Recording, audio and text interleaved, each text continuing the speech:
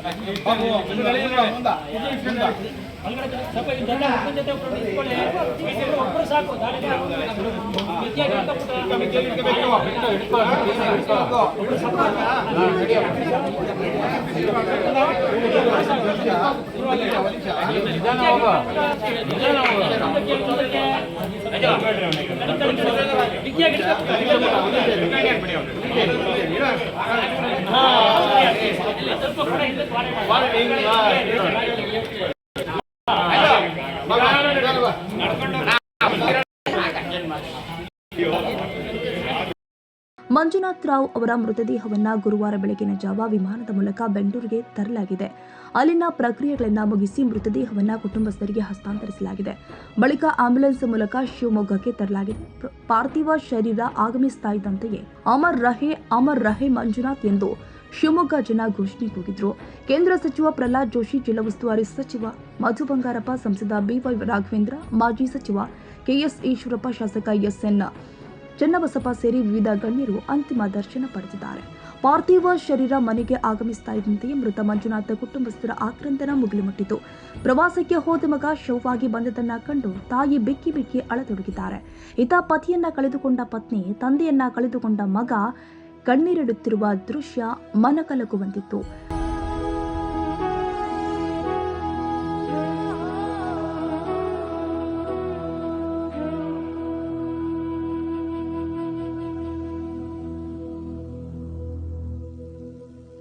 Actually ನಾವು 19th 24th Kashmir trip ನಾವು plan ಮಾಡ್ಕೊಂಡು ಹೊರಟಿದ್ದು.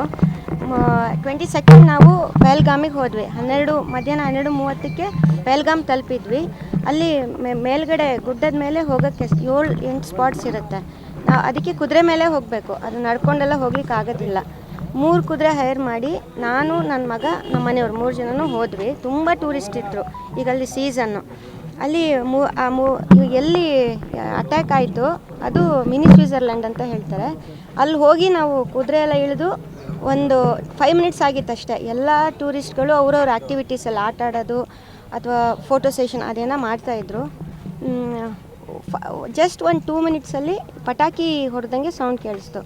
ಸೊ ನಾವೇನು ಅಂದ್ಕೊಂಡ್ವಿ, ಯಾವುದೋ ಪ್ರಾಣಿಗಳನ್ನ ಓಡಿಸೋಕ್ಕೋ ಅಥವಾ CRPFದೇನೋ ಇದು ಆ ಥರ ಅಂದ್ಕೊಂಡ್ವಿ. ಮತ್ತು ಇನ್ನೊಂದು 3 ಮಿನಿಟ್ಸ್ ಬಿಟ್ಟು ಮತ್ತೆ ಸೌಂಡ್ ಆಯಿತು, ಅದೇ ಥರನೇ ಫೈರಿಂಗಿಂದು. ಆಗಲೂ ನಾವು ಸೀರಿಯಸ್ ಆಗಲಿಲ್ಲ. ಏನೋ ಆರ್ಮಿದು ಏನೋ ಟ್ರೈನಿಂಗ್ ಏನೋ ನಡೀತಾ ಇದೆ ಅಂತ ಸುಮ್ಮನಾದ್ವಿ. ಅದೇ ಟೈಮಿಗೆ ನನ್ನ ಮಗನಿಗೆ ತಿನ್ನೋಕ್ಕೇನಾದ್ರು ಕೊಡ್ಸೋಣ ಅಂತೇಳಿ ಸ್ನ್ಯಾಕ್ಸ್ ತೊಗೊಳಕ್ಕೆ ಅಂತ ನಾನು, ನಮ್ಮ ಮನೆಯವರು ಅಲ್ಲೊಂದು ಟೆಂಟ್ ಇತ್ತು, ಅದ್ರ ಹತ್ರ ಹೋಗ್ತಾಯಿದ್ವಿ. ನನ್ನ ಮಗ ಈ ಕಡೆ ಒಂದು ಕಡೆ ಕೂತಿದ್ದ. ನಮ್ಮ ಮನೆಯವ್ರು ಏನಂದರು, ನನ್ನ ಹಸ್ಬೆಂಡ್ ಏನಂದರು, ಹೋಗಿ ಅವನನ್ನು ಕರ್ಕೊಂಡು ಬಾ ಅಂತ ಹೇಳಿದರು. ಜಸ್ಟ್ ಅಷ್ಟು ಹೋಗೋದು ಒಂದು 4 ಹೆಜ್ಜೆ ಇಟ್ಟಿದ್ದೀನಿ. ಹಿಂಗೆ ತಿರುಗಿ ನೋಡ್ತೀನಿ, ಎಲ್ಲರೂ ಕೂಗಿ ಓಡ್ತಾ ಇದ್ದಾರೆ. ಫುಲ್ ಫೈರಿಂಗು, ಅವಾಗ ಫುಲ್ ಫೈರಿಂಗ್ ಆಗ್ತಾಯಿದೆ. ಹಿಂಗೆ ತಿರುಗಿ ನೋಡ್ತೀನಿ, ನನ್ನ ಹಸ್ಬೆಂಡಿಗೆ ಆಲ್ರೆಡಿ ನೆಕ್ಕಿಗೆ ಬಿದ್ದುಬಿಟ್ಟಿತ್ತು. So he was not there. ಒಂದೇ ಶಾಟು, 1 ಸೆಕೆಂಡು ಅವ್ರು ಇರಲಿಲ್ಲ. ಸೊ ನಾನು ಒಂದೇ ಬುಲೆಟು ಕುತ್ತಿಗೆಗೇನೆ, ಬೇರೆ ಎಲ್ಲೂ ಏನೂ ತಾಗಿಲ್ಲ, ಏನೂ ಆಗಿಲ್ಲ, ಇಲ್ಲಿಗೇ ಆಗಿರೋದು. ಅವ್ರ ಹತ್ರ ಓಡೋದ್ವಿ. ಫುಲ್ಲು ರಕ್ತದ ಮಡುವಲ್ಲಿ ಬಿಟ್ಟಿದ್ರು.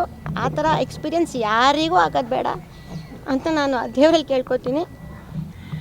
ಆಮೇಲೆ ನಾನು, ನನ್ನ ಮಗ ಫುಲ್ ಎಲ್ಲರೂ ಕಿರ್ಚ್ತಾ ಇದ್ದಾರೆ. ಆ ಟೆರರಿಸ್ಟ್ಗಳು ನಾವು ನೋಡಿದ್ದು ಇಬ್ಬರನ್ನ. ಅವ್ರು ಆರಾಮಾಗಿ ಗನ್ ಹಿಡ್ಕೊಂಡು ಹೊಡ್ಕೊಂಡು ಹೋಗ್ತಾ ಇದ್ದಾರೆ. ನಾನು ನನ್ನ ಮಗ ಕಿರ್ಚಿದ್ವಿ, ತುಮಾರೆ ಮೇನೆ ಪತಿಕೋ ಮಾರನ ಹಮೆ ಬಿ ಮಾರೋ ಅಂತ ನಾನು ಹೇಳಿದೆ. ನನ್ನ ಮಗನೂ ಸಿಟ್ಟಿಂದ ಕುತ್ತೆ ಮೇರೆ ಪಾಪಾಕೋ ಮಾರೋಣ ಹಮ್ ದೋನೋ ಕೋ ಬಿ ಮಾರೋ ಅಂತ ಹೇಳ್ದೆ.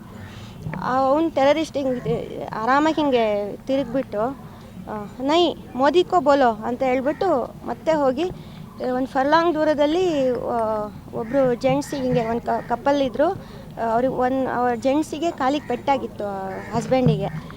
ಅವರು ಜೀವಂತ ಇದ್ದಾರೆ ಅಂತ ಗೊತ್ತಾಗಿ ಅವ್ರು ಹತ್ತಿರ ಹೋಗಿ ತಲೆಗೆ ಗುಂಡಿಟ್ಟು ಹೊಡೆದ್ರು, ಎರಡು ಗುಂಡು ಹೊಡೆದ್ರು. ನಾನು ನೋಡಿದೆ, ಅವ್ರು ಫುಲ್ ಕೂಗ್ತಾಯಿದ್ರು. ಈ ಥರ ಹತ್ರಕ್ಕೆ ಹೋಗಿ ಶೂಟ್ ಮಾಡಿದ್ದಾರೆ. ನನ್ನ ಹಸ್ಬೆಂಡಿಗೊಂದು ಸ್ವಲ್ಪ, ಮತ್ತು ಇನ್ನೊಂದು ನಿಮ್ಮ ಪ್ರಾಬಬ್ಲಿ ಟಿ ವಿಯಲ್ಲಿ ನೋಡಿರ್ಬೋದು, ಒಬ್ಬಳು ನ್ಯೂಲಿ ಮ್ಯಾರಿಡ್ ಕಪ್ಪಲ್ಲು, ಅದೇ ಲೆಫ್ಟಿನೆಂಟ್ ಇದನ್ನು ತುಂಬ ಚಿಕ್ಕವರು, ಅವರು ಸ್ವಲ್ಪ ದೂರದಲ್ಲಿದ್ದರು. ಅವರಿಬ್ಬರಿಗೆ ಸ್ವಲ್ಪ ದೂರದಿಂದ ಬಿದ್ದಿರೋದು. ಸುಮಾರು ಜನಕ್ಕೆ ಹತ್ರಕ್ಕೆ ಹೋಗಿ ಹೊಡೆದಿದ್ದಾರೆ. ಸೊ ಈ ಥರ ಯಾರಿಗೂ ಆಗಬಾರ್ದು ಸರ್, ಯಾರಿಗಂದರೆ ಈ ಎಕ್ಸ್ಪೀರಿಯೆನ್ಸ್ ಯಾರಿಗೂ ಆಗಬಾರ್ದು ಅಷ್ಟೇ ನಾನು ಕೇಳ್ಕೊಳ್ಳೋದು. ಆಲ್ಮೋಸ್ಟ್ ಟೂರಿಸ್ಟ್ ಒಂದು 300-400 ಜನ ಅಂತೂ ಇದ್ವಿ ನಾವು. ಅದು ತುಂಬ ಒಳ್ಳೆ ಪ್ಲೇಸು. ಆಮೇಲೆ ಇದು ಟೂರಿಸಮಿಂದು ಪೀಕ್ ಟೈಮ್ ಇದು, ಹಾಗಾಗಿ ಅಷ್ಟು ಜನ ಟೂರಿಸ್ಟ್ ಇದ್ದರು. ಇಲ್ಲ, ನಾನು ನೋಡಿದ್ದು ಇಬ್ಬರು. ಒಬ್ಬ ಅದೇ ನಾನು ಮಾತಾಡಿದೆ ಅಂತ ಹೇಳಿದ್ನಲ್ಲ, ಅವನು ಈ ಶೆಪರ್ಡ್ ಡ್ರೆಸ್ ಅಂತ ಲೂಸ್ ಇದನ್ನ ಹಾಕ್ಕೊಂಡು, ಅದು ಹಾಕ್ಕೊಂಡು ಟೋಪಿ ಹಾಕ್ಕೊಂಡು ಕೈಯಲ್ಲಿ ಗನ್ ಇಟ್ಕೊಂಡಿದ್ದ. ಇನ್ನೊಬ್ಬ ಪ್ಯಾಂಟ್ ಲೂಸ್ ಪ್ಯಾಂಟ್ ಇದು ಕೈಯಲ್ಲಿ ಗನ್ ಇಟ್ಕೊಂಡಿದ್ದ. ಅವನ ಮುಖ ಕಾಣಲಿಲ್ಲ, ಅವನು ಆಚೆ ಕಡೆ ಬೇರೆ ಕಡೆ ಹೋಗಿ ಅಲ್ಲೆಲ್ಲ ಹೊಡಿತಿದ್ದ, ಅಲ್ಲೆಲ್ಲ ಕೂಗ್ತಾಯಿದ್ರು. ಜಸ್ಟ್ ಒಂದು 5 to 6 minutes, ಒಂದು 10 minutes ಒಳಗೆ ಅಷ್ಟು ಆಯಿತು, ಅಷ್ಟು ಬರಬಾರ್ದಾಯಿತು. ಅಧಿಕಾರಿ ಆ್ಯಕ್ಚುಲಿ ಅದೇನಂದರೆ ತುಂಬ ಸ್ಟೀಪ್ ಜಾಗ, ಅಂದರೆ ಅದು ಟ್ರೆಕ್ಕಿಂಗ್, ಅಲ್ಲಿ ಸಾಮಾನ್ಯಕ್ಕೆ ಯಾರಿಗೂ ಹೋಗೋಕ್ಕಾಗಲ್ಲ. ಜಾಗ ಇರೋದೇ ಹಾಗೆ, ಕುದುರೆ ಮೇಲೆ ಹೋಗಬೇಕು ಬರಬೇಕು. ಯಾರು ಈಸಿಯಾಗಿ ಓಡೋ ಹೋಗೋಕ್ಕೂ ಆಗಲ್ಲ, ಹತ್ಕೊಂಡು ಬರಲಿಕ್ಕೂ ಆಗಲ್ಲ. ಏನಾದ್ರು ಮಾಡ್ಬೋದು ಅಂದರೆ ಏರ್ ಲಿಫ್ಟ್ ಆ ಥರದ್ದು ಏನಾದ್ರು ಇಮ್ಮಿಡಿಯೇಟ್ ಅಂತಂದರೆ ಅದು ಮಾಡ್ಬೋದು.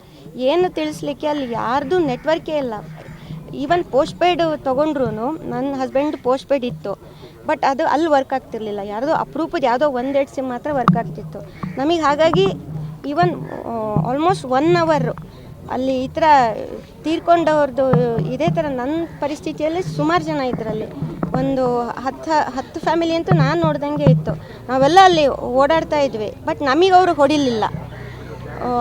ಅವ್ರು ಆಚೆ ಕಡೆ ಆಮೇಲೆ ಫೈರಿಂಗ್ ಮಾಡ್ಕೊಂಡು ಹೋದರು. ನಾವು ಆಲ್ಮೋಸ್ಟ್ 1 hour ಏನು ಮಾಡೋದು ಅಂತ ನೋಡ್ತಾ ಇದ್ವಿ. ಈಗ ನಾನು ನನ್ನ ಮಗ ಏನು ಡಿಸೈಡ್ ಮಾಡಿದ್ವಿ, ನಮ್ಮ ಮನೆಯವ್ರಂತೂ ಇಲ್ಲ, ಯಾಕಂದರೆ he was no more. Indian army ಇರಲಿಲ್ಲ. ಅವರು ಫಸ್ಟು ಓಡೋಗ್ಬಿಟ್ರು. ಮೃತ ಮಂಜುನಾಥ್ ಮನೆಯಲ್ಲಿ ನೀರವ ಮೌನ ಆವರಿಸಿತ್ತು. ಮಂಜುನಾಥ್ ಅವರ ಮೃತದೇಹಕ್ಕೆ ಅವರ ನಿವಾಸದಲ್ಲಿ ಬ್ರಾಹ್ಮಣ ಸಂಪ್ರದಾಯದಂತೆ ಕುಟುಂಬಸ್ಥರು ವಿಧಿವಿಧಾನಗಳನ್ನು ನೆರವೇರಿಸಿದ ಬಳಿಕ ಅಂತಿಮ ಯಾತ್ರೆ ನಡೆಸಲಾಗಿದೆ.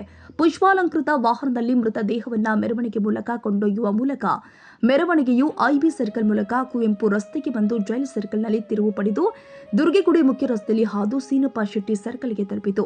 ಅಲ್ಲಿಂದ ಅಮೀರ್ ಅಹಮದ್ ಸರ್ಕಲ್ ಮೂಲಕ ಬಿಎಚ್ ರೋಡ್ನಲ್ಲಿ ಸಾಗಿ ರೋಟರಿ ಚಿತಾಗಾರಕ್ಕೆ ಕೊಂಡೊಯ್ಯಲಾಗಿದೆ. ಮೃತರ ಗೌರವಾರ್ಥ ತಮ್ಮ ವಾಣಿಜ್ಯ ವಹಿವಾಟು ಬಂದ್ ಮಾಡಿದ್ರು. ಮೆರವಣಿಗೆಯಲ್ಲಿ 100 ಮಂದಿ ಪಾಲ್ಗೊಂಡಿದ್ರು. ಆರ್ಥಿಕ ಚಟುವಟಿಕೆಗಳು ಚೇತರಿಸಿಕೊಂಡು ಟೂರಿಸಂ ಬಹಳ ಒಳ್ಳೆ ಮತ್ತು ಕಾಶ್ಮೀರದ ಜನರಿಗೂ ಅನ್ನಿಸ್ಲಿಕ್ಕೆ ಶುರುವಾಗಿತ್ತು. ಜಾತಿ ಧರ್ಮವನ್ನು ಮೀರಿ, ಪಕ್ಷ ಪಂಗಡವನ್ನು ಮೀರಿ ನಾವು ಭಾರತದಲ್ಲಿ ಸುರಕ್ಷಿತವಾಗಿದ್ದೇವೆ, ಭಾರತದಿಂದ ನಮ್ಗೆ ಒಳ್ಳೆಯದಾಗ್ತದೆ ಅನ್ನುವಂಥ ಸಂದರ್ಭದಲ್ಲಿ ಡಿರೇಲ್ ಮಾಡಬೇಕು, ಇದನ್ನು ಹಳಿ ತಪ್ಪಿಸಬೇಕು ಅನ್ನುವಂಥ ಕಾರಣಕ್ಕಾಗಿ ಈ ಕೃತ್ಯವನ್ನು ಎಸಗಿದ್ದಾರೆ. ಈಗಾಗಲೇ ರಾಜತಾಂತ್ರಿಕವಾಗಿ ಕ್ರಮವನ್ನು ನಾವು ಜಲ ದಿಗ್ಬಂಧನದೂ ಸೇರಿದಂತೆ ಹಲವು ಕ್ರಮಗಳನ್ನು ಪ್ರಧಾನಮಂತ್ರಿ ನರೇಂದ್ರ ಮೋದಿ ಅವರ ನೇತೃತ್ವದಲ್ಲಿ ನಮ್ಮ ಸರ್ಕಾರ ಘೋಷಣೆಯನ್ನು ಮಾಡಿದೆ. ಮತ್ತು ಈ ಸಂದರ್ಭದಲ್ಲಿ ನಮ್ಮ ಪ್ರಧಾನಮಂತ್ರಿಗಳು ಮತ್ತು ನಮ್ಮ ಗೃಹ ಮಂತ್ರಿಗಳು ಹೇಳಿದಂತೆ ಯಾರು ನಮ್ಮವರಿಗೆ ತೊಂದರೆಯನ್ನು ಕೊಟ್ಟಿದ್ದಾರೆ, ನಮಗೆ ನಮ್ಮ ದೇಶದ ಜನರ ಅಮಾಯಕರ ಜೀವವನ್ನು ಪಡೆದಿದ್ದಾರೆ, ಅವರಿಗೆ ತಕ್ಕದಾದಂಥ ಶಾಸ್ತಿಯನ್ನು ಮಾಡಲಾರದೆ ಬಿಡುವುದಿಲ್ಲ ಅನ್ನುವಂಥ ಏನು ಅದಕ್ಕೆ ನಮ್ಮ ಸರ್ಕಾರ ಬದ್ಧವಾಗಿದೆ. ನಾವು ಪಾಕಿಸ್ತಾನವನ್ನು ಏಕಾಂಗಿ ಮಾಡುವುದರ ಜೊತೆಗೆ ಮುಂದಿನ ಕಟ್ಟುನಿಟ್ಟಿನ ಕ್ರಮವನ್ನು ಕೈಗೊಂಡು ಈಗಾಗಲೇ ದೇಶದಲ್ಲಿ ಭಾಳ ದೊಡ್ಡ ಪ್ರಮಾಣದಲ್ಲಿ ಭಯೋತ್ಪಾದನಾ ಚಟುವಟಿಕೆ ಭಾರತ ಯಶಸ್ವಿಯಾಗಿದೆ. ಅದರಿಂದಲೇ ಸಾಕಷ್ಟು